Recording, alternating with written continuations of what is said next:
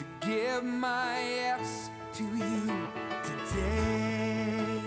I choose. Good morning. It's Wednesday, the 26th of August, and I have a cup of coffee here for Coffee with God this morning. If you have your Bibles, turn to 1 Corinthians chapter 4, verse 20. 1 Corinthians 4, vers 20. Paul's writing into a situation where there's an issue that needs to be dealt with in the church, and he talks about his coming, and he prepares them for his coming and what he wants them to do in preparation for that. But he says to them in this verse an interesting thing. For the kingdom of God does not consist in words, but in power. And he's saying, I don't want to get into a debate with you. I don't want to work and react on people's words about my coming. When I get there, we'll do what needs to be done. And the inference is so amazing this morning, because it's let's not talk about doing, let's do. The kingdom of God does not consist in words, but in power. It's in showing. James takes up the theme and says, tell me about your faith. I'll show you my faith. I'll work it in your life. I'll work and show you my work, show you my actions.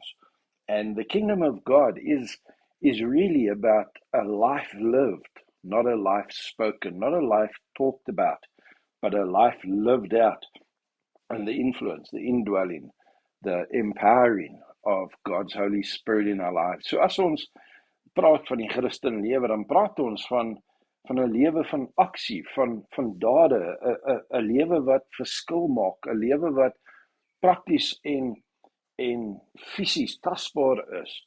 Dis nie teoreties nie, en dit is nie 'n klomp idees wat 'n mens dan aan vashou, maar dis regtig die uitvoering van daai gedagtes, die uitleef van dit wat jy dink en dit wat jy sê. So your words need to align to your actions, and your actions need to back up your words at all times. The kingdom of God. For God so loved the world that he sent his son. He didn't just talk about doing it, he sent his son.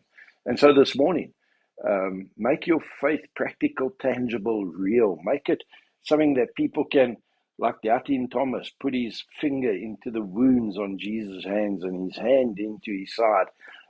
Again, it's action. It's look at the wounds I carry. Look at the life I've lived. Look at the scars that I bear because of my faith. And I want to call you out. I want to challenge you this morning and myself. Let's always be so sure that we don't just talk up a good idea, but that we live out the goodness of God in our lives. Have a great Wednesday.